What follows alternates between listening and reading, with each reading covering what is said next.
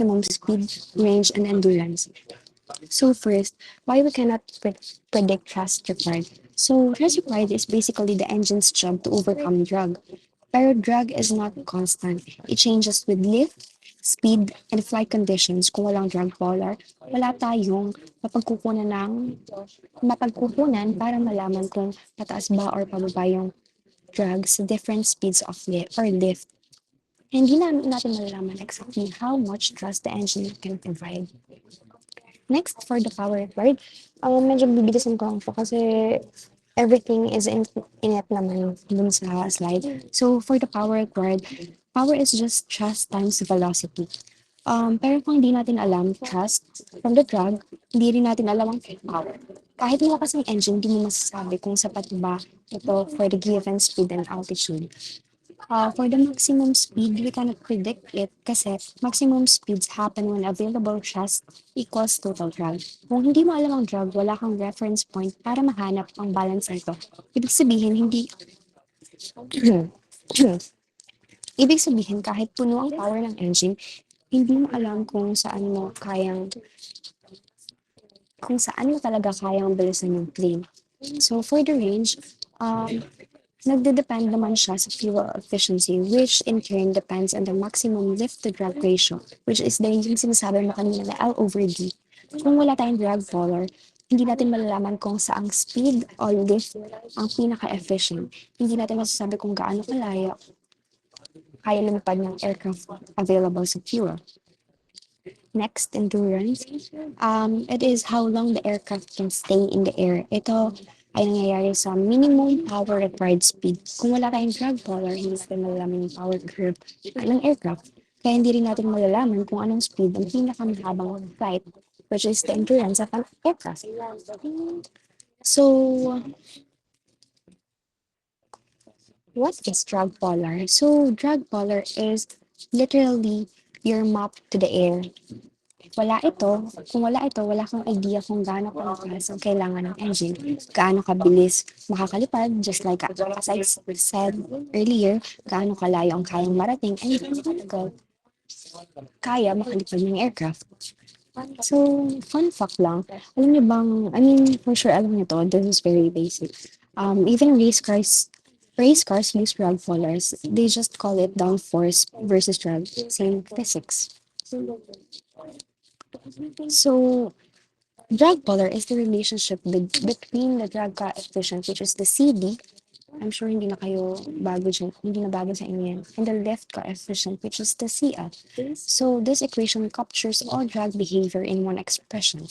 Instead of memorizing many drag sources, i-summarize na lang natin siya later.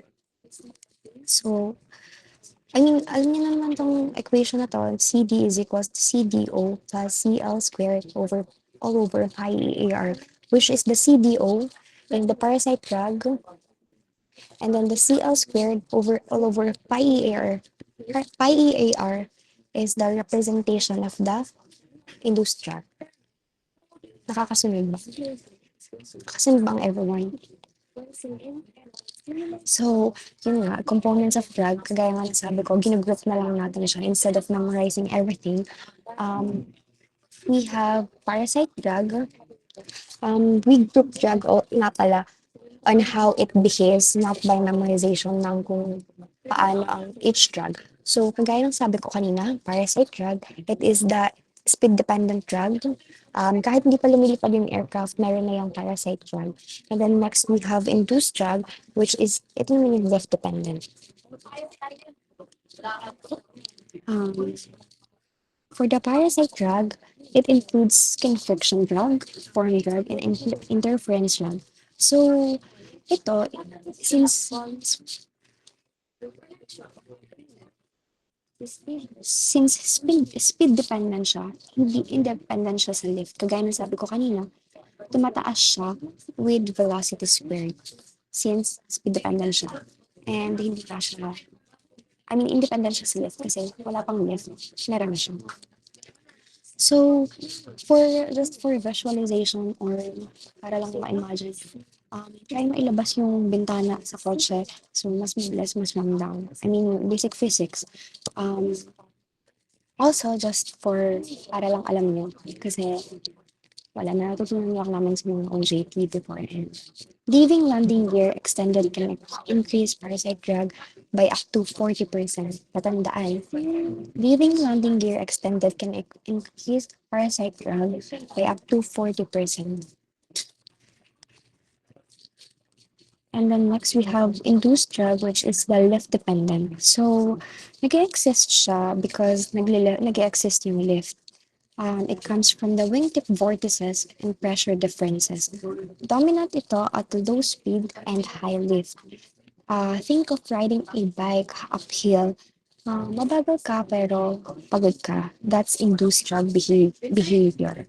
That's also why gliders have long wings. Kasi high aspect ratio reduces induced drug. Tandaan ha, naku mamaya pag tinanong ko, hindi na alam kung bakit mahaba yung wings ng riders and kung anong nakaka-affect doon, anong effect ng industrial doon. And kagaya nga ng sabi ko, ang representation ng industrial is the CVI, which is the CL squared over all over pi AR. Familiar ka ba sa equation na to? Sa CL squared over pi AR, pi EAR, na encounter nyo ba siya last sa performance, aircraft performance? Okay, dapat alam niyo na to eh, kasi basta dapat alam niyo, this is the parang basic of the basics. Basta tatandaan niyo lagi, ang CDO is the parasite drug. Walang nagre-represent sa kanya na, kagaya nito, nagre-represent sa kanya na formula kasi eto kaya nire-represent nito ang industrial kasi nga lift dependent siya. Kita niyo naman may CL din, which is the coefficient of lift. So, basta tatandaan niyo lagi, CL squared over pi EAR. Tandaan niyo na yan, induced drag.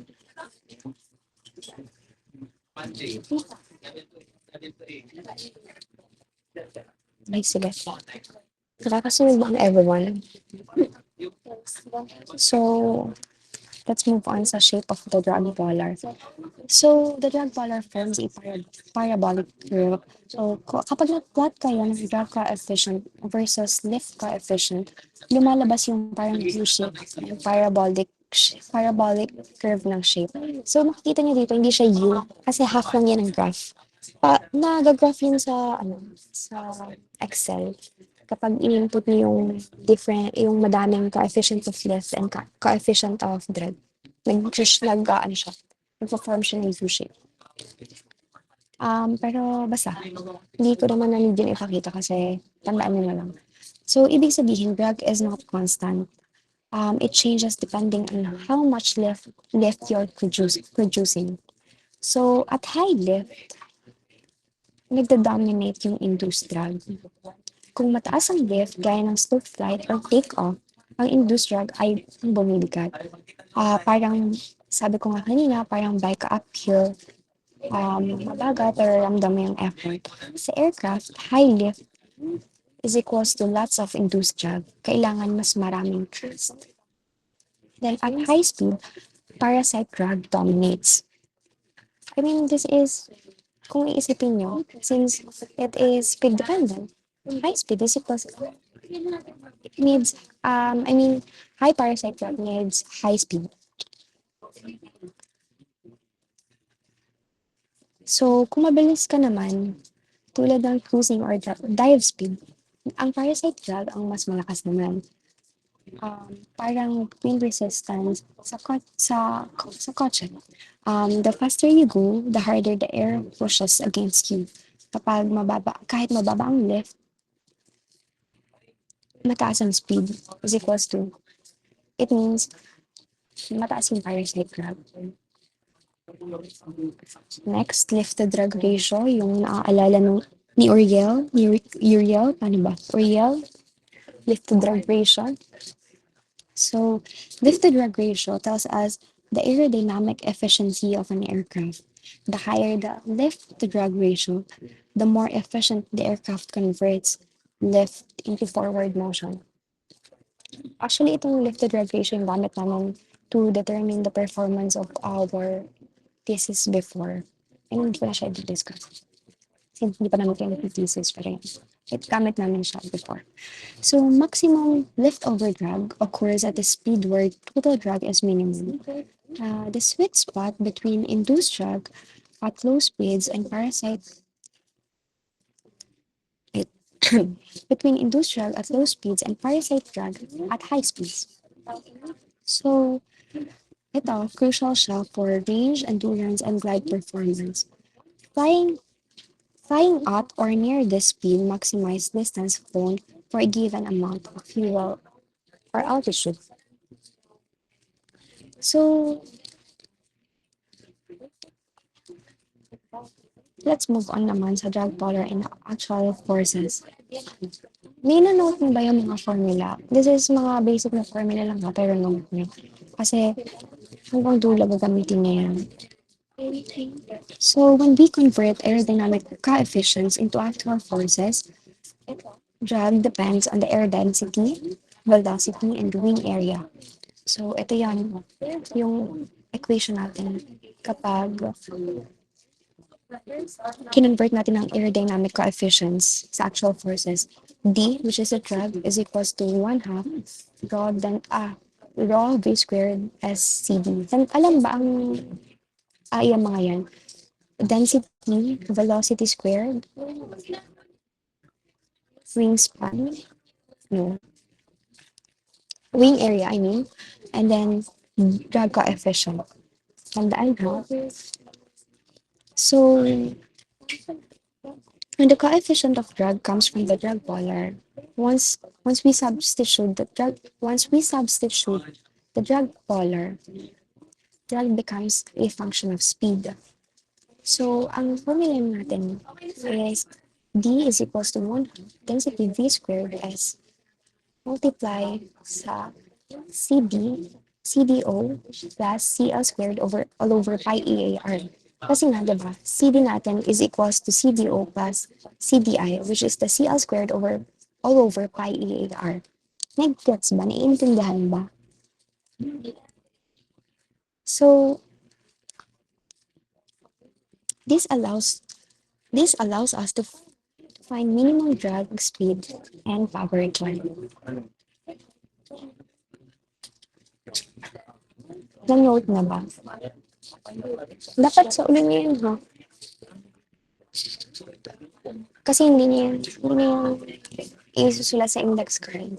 Isa lang yan sa madami na kailangan yun sa ulo. Okay, next. So, for the static performance, alam naman natin ang static performance. Static or steady performance refers to the flight with no acceleration, no climb, no descent, and forces are, are in equilibrium. So, no acceleration, velocity is constant. Yun yung mga condition na kailangan yung tatandaan. Kapag static performance, since there is no acceleration, velocity is constant. Since there is no climb, altitude is constant. Forces are in equilibrium. All forces are balanced out.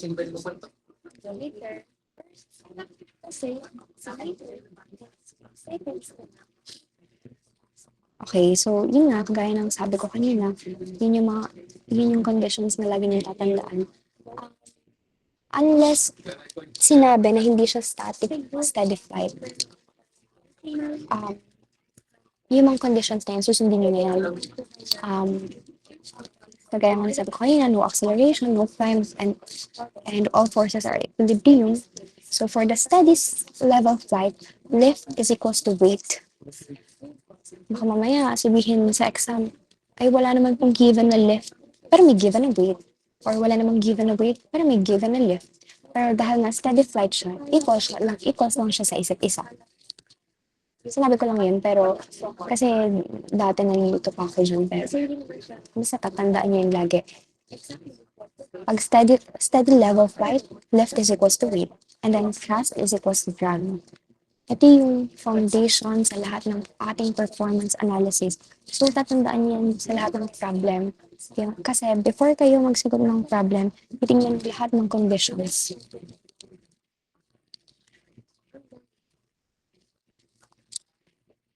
Okay, so for the required lift, at low speed, the aircraft needs a high lift coefficient.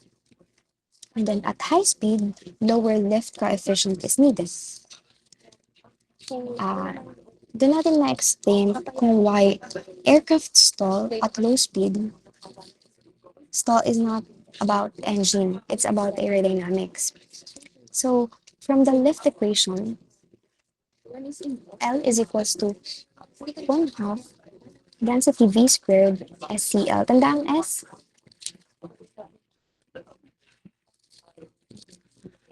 for the lift coefficient naman, CL is equals to W all over 1 half density V squared S.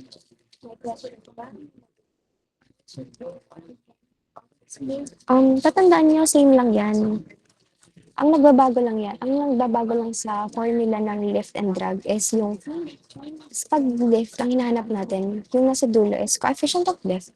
Pag drag naman ang hinahanap natin, ang nasa dulo, coefficient of drag. Ang pinagkaiba lang natin, ang coefficient of drag may sarili siyang formula kapag hindi given. Diba, na-note niyo naman kanina, may sarili siyang formula, which is the sum of the parasite drug and then the is induced. Basta tatandaan niyo, yun lang yung need nyo i-input kapag hindi given yung mga specific na coefficient of drug. Ganun.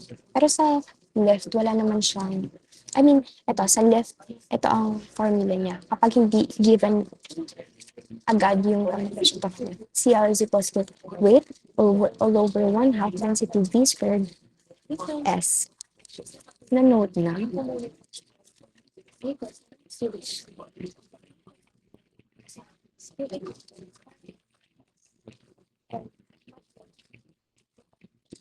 Wait lang ha.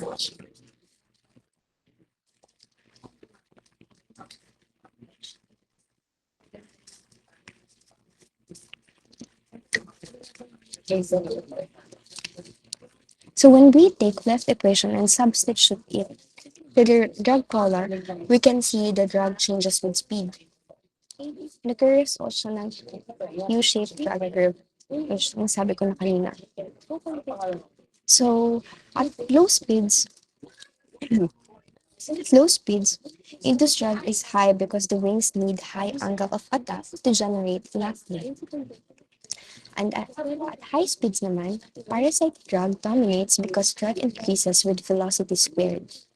Alam niyo, itong mga to, lahat ng sinasabi ko, once na sa ulo niyo yung mga formula and mga equation, makukuha niyo, magigets niyo na siya na parang nag-affect siya pag tumaas yung velocity. Marunong naman kayo nintindi ng mga ganong equation, di ba?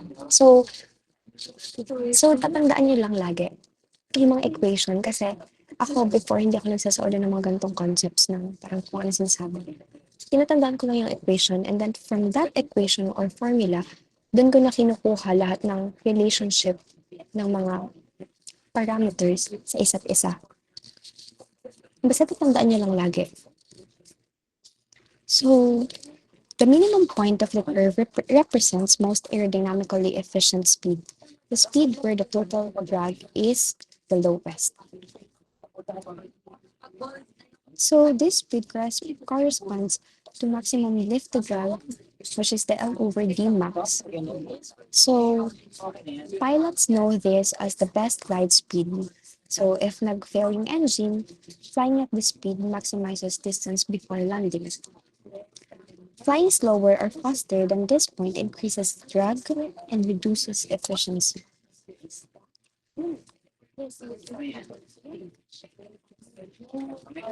So, thrust required.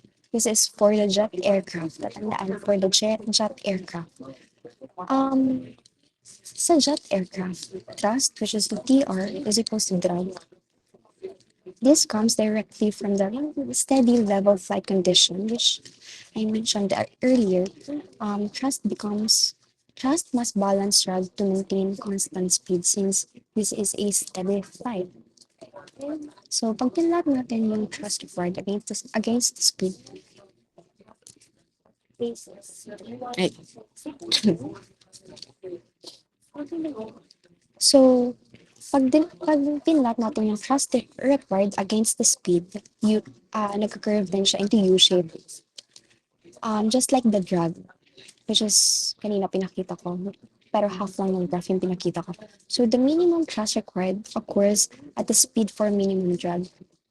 This is why jets are analyzed using thrust, not power. Tandaan, jets are analyzed using thrust, not power. Unlike the propeller aircraft, where power output is more relevant, since jet engines produce nearly constant efficiency thrust over speed ranges. So therefore, thrust required curves are the main tool for the jet performance analysis. So, isipin nyo lang na ganito. So, walang for the jets, the engine doesn't have a propeller to multiply speed into power. So, yung thrust itself, yung lumalaban directly sa drag. So, for the minimum thrust speed, most aerodynamically efficient speed for jets. Naririnig niyo ba ang plan ko medyo maingay? Naririnig niyo ba akong ayos? Or maingay ang background ko?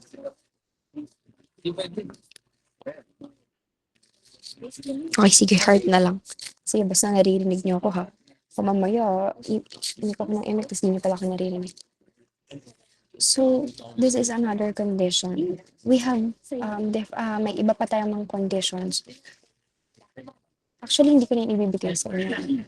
Kayo na bahala mag-analyze mo.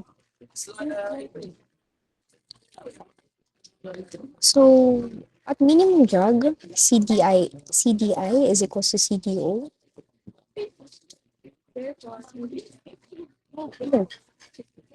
Ano bang CDI? Induced drag. And then CDO is paracyclone. So, at maximum efficiency, induced drag equals parasite drag. This corresponds to the maximum L over D or L over D max, which is best glide and minimum thrust required. Tandaan ha, yung mga formula na yan. Hindi lahat yan, lalabas lahat yan. Sama-sama yan. Lahat ng mga nasa kanina. Kaya tutundaan yung mga conditions. May iba't ibang conditions pa ng L over D.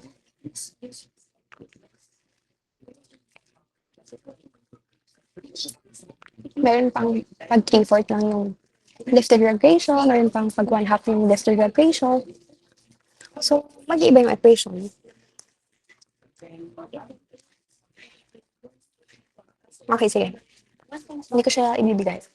Search na siya. And then, try ko magbigay ng problem na kagaya nun sa next meeting para makita ko kung na-search nyo and naintindihan nyo.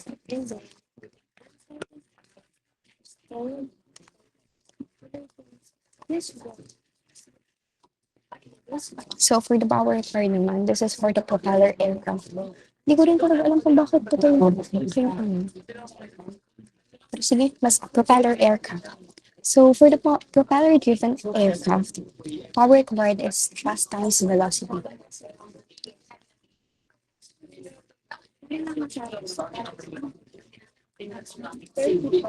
So, kahit mababa ang drag, kung mabilis ka, mas mataas ang power dahil minumultiply mo siya sa speed. So, ang minimum power point ay mas mabagal kaysa sa speed ng minimum drag. Pag mabagal yung speed, mataas ang industrial. And then, kailangan ng mas maraming thrust. Pag mabilis naman yung speed, mataas ang parachute drag. And then, kailangan din ng mas maraming thrust. Kaya yung mga endurance aircraft tulad ng mga long endurance drones, mabagal siya lumipad kasi sa minimum power, maximum yung times in the air.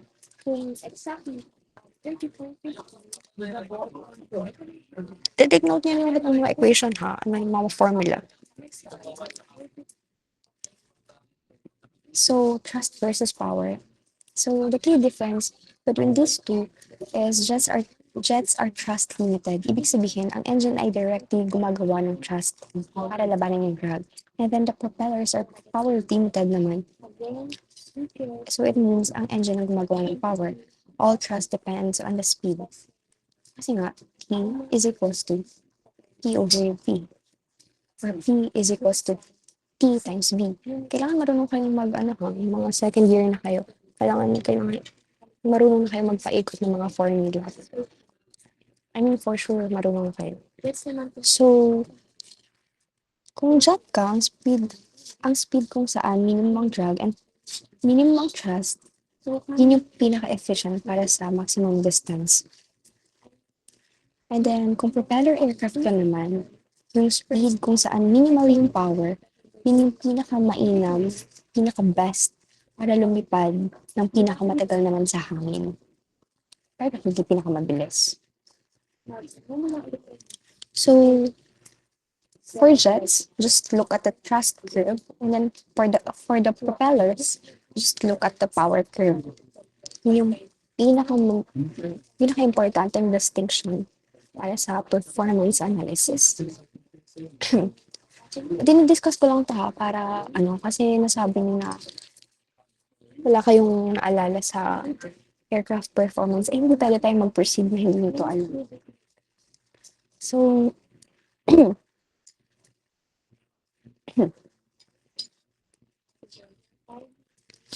ito na-explain ko na 'to sa kanina, sa previous slide. So, oops. So, based sa mga sinabi ko kanina, why does induced drag dominates at low speed? Anyone? Nakakaintindi ba? Bakit nagdo-dominate yung induced drag sa low speed?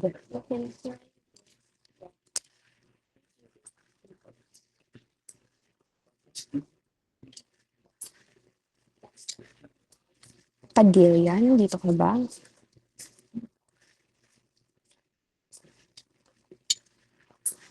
Kung tandaan niyo lang yung definition ng induced drag, sagot niyo na. Bakit siya nagdo-dominate sa low speed?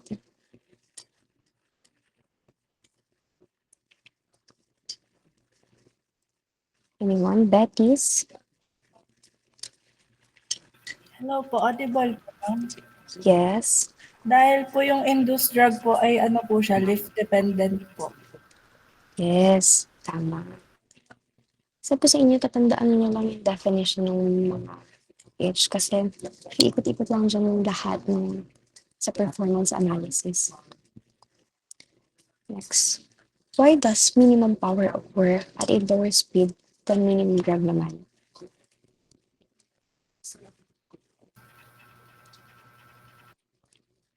Iba naman. Sino? Wala bang nag-release ng hand?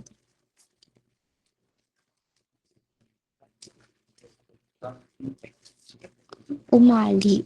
Nandito ka ba? Umali?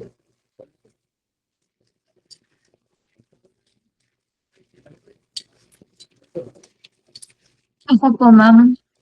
Umali? Yes. Sino? Dalawa bang umali natin? Yes po. Vernalyn? Sino ka? Sino yung nagsasalita? Sorry, hindi ko kasi kita. Hindi siya lumalabas sa screen ko. Sino yung nagsasalita?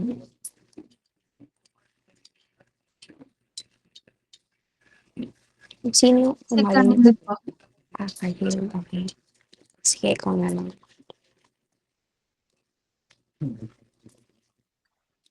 So, minimum po yung power na nag-o-occur at lower speed than po dun sa minimum drag. Kasi nga po, yung power po is nagde-depend sa both drag at saka po sa velocity. Okay. So, pag mas mabagal yung speed, kahit medyo mataas yung drag, mas maliit yung velocity. Naiintindihan ba? Or magulo? Minimum drag speed kung saan pinakamababa yung total drag.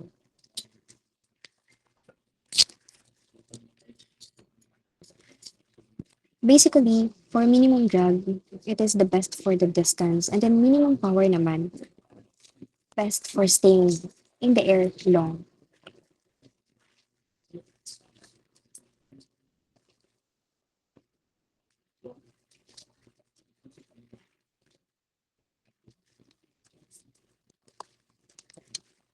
Ito naman, why do gliders have high expectations?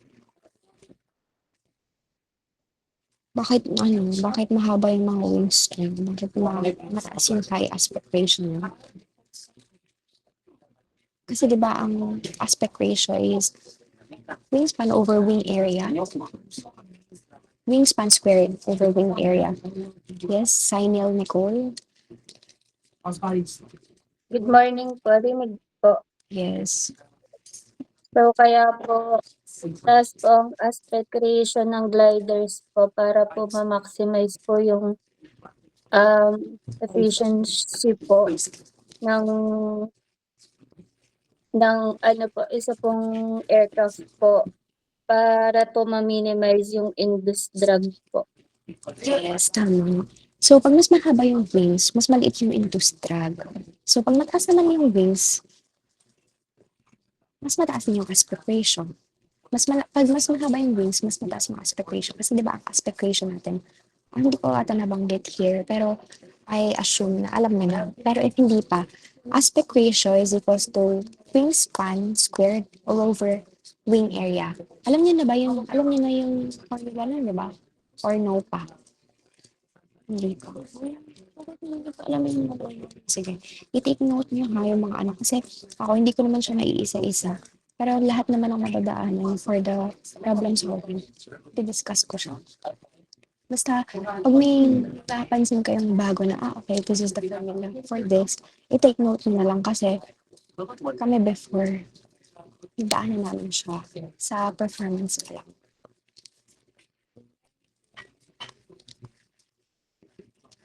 Okay, so given the drag polar CD is equals to 0.028 plus CL squared all over pi times the quantity of 0.85, which is the E. Ang E natin is Oswald's efficiency ha. Tandaan, E is Oswald's efficiency.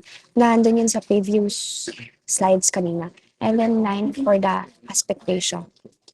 Tandaan nyo na yun, kahit natutulog kayo, dapat alam nyo yan. CL squared over pi CL squared all over pi EAR. So, first, identify the parasite drag coefficient given this drag polar. Anyone? Madali lang to ha. Yes, Vermelin. Yung ano po, 0.028. That's the parasite drag coefficient. Ulit-ulit na ako kanina, pero kailangan mo kasi talaga yun. Kasi baka mamaya sabihin mo, hindi naman po given. Or whatever. Hindi given ang total drag. CD is total drag ha, drag polar. Yun.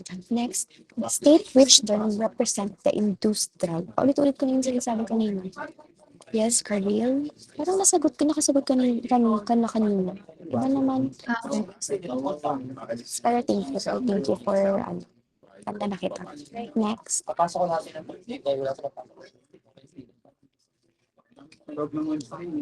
Ano yung term yung nagre-represent ng induced drag here? Yes, Kamacho. Yung CL squared po over pi times 0.8. Yes. That's the Oswald efficiency ha, and then the aspect ratio yung ngayon. At tandaan. So, hindi ko na ito itatanong kasi ang sagot na to sa previous question yung kung gaano nakaka-affect yung high aspect ratio sa induced. Okay, moving on. Let's solve this. Yung madali lang to ha. Okay, solve nyo muna. Bigyan ko kayong 5 minutes. Compute the lift coefficient required for steady level flight. Given this weight, wing area, air density, and velocity. Also nga pala, kung magko-compute ha, ayoko nung nawawala yung mga measurement units. Baka mamaya biglang Newton na sa dulo. Hindi ko alam kung marunong bang dimensional analysis. Tinuruan ba kayo mag-dimensional analysis? Lagi mag-dimensional analysis ha, kasi alam niyo, Just so you know, noong dati, pag hindi ko alam kung anong formula ganyan, nag-ano ko, dimensional analysis ako. Parang, kunwari, force yung hinahanap. Okay, paano ko mapapalabas yun? Just so, hindi naman blanco yung papel ko. Parang, ginagamit ko lang yung dimensional analysis para hindi magbasta. Para mapalabas ko yung mga hinahanap. I-require ko na sa lahat ng problem solving, works, quiz, test, or anything, kailangan may dimensional analysis. Kailangan makikita ko kung saan ba ito na-cancel itong units na to, bakit dito sa dulo is bakit meter squared na to, bakit meter per seconds na to, okay? Para masanay na rin kayo hanggang sa dulo. Para alam nyo rin yung mga breakdown of units. Mamaya, hindi nyo pa ata alam ang mga breakdown of units ng mga pound force. Magkaiba ang pound force at pound mass, ha? Yun. Kung may time kayo, search na lahat yun. Kasi hanggang dulo kailangan nyo.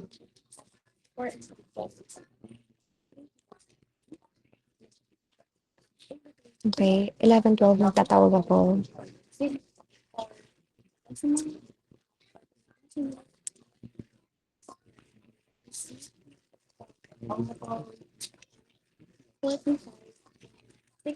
Para lang alam natin kung naiintindihan niyo. Mamaya, salita ko ng salita dito, tapos hindi mo naman pala alam kung ano nangyayari sa buhay.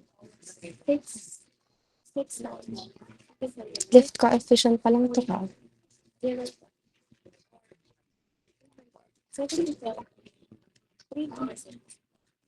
Actually, mag-raise na kayo ng hands kung isagot mo kayo. So that we can move forward. Meron bang may sagot na? Tinatsaga ko itong lagyan ng units para makita nyo. I mean, hindi ko siya kinakonsult, pero alam nyo na yun. Para mapakita ko sa inyo na dapat ganito siya, ganito siya. Hindi yung basta hindi ko basta ini-input yung mga given. Para alam nyo kung saan nagmula yung mga pinaglalagay ko. Tandaan niyo na ba yung mga standard at yung standard sea level? Air density, pag metric, 1225 kilogram per meter square, cubic meter, I mean. Air density kapag,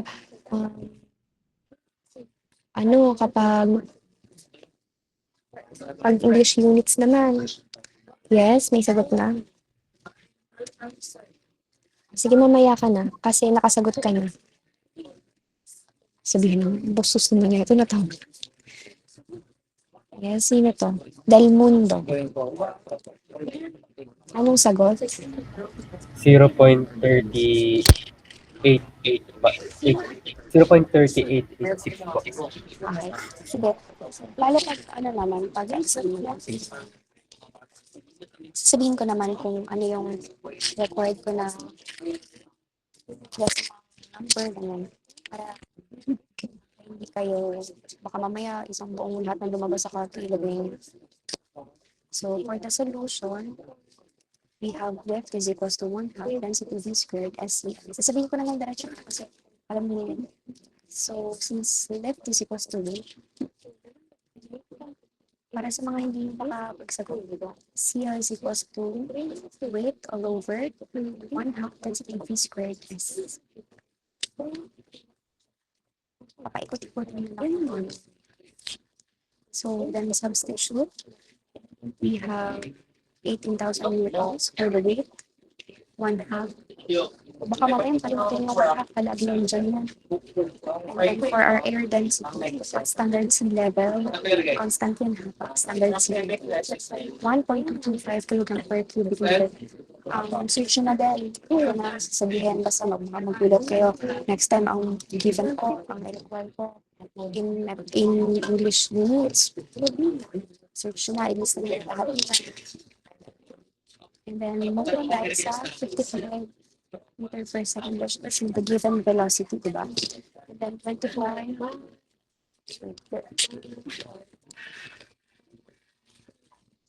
Yes, given velocity squared pa yung ilang 25 meters squared, which is yung area. So, with that, we have, oh my God. Oops. We have 0.3886 ba? Or kinat ko na siya, 0.38. Nakakasunod ba? Next.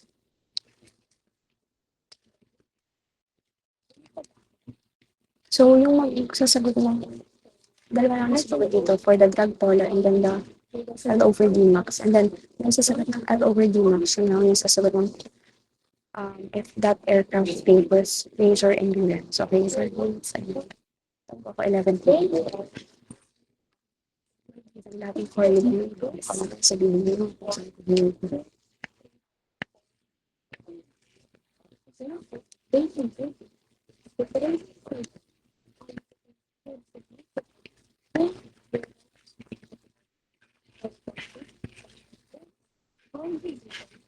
are you doing? Yes.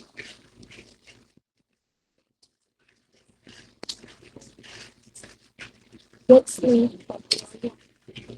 Let's see.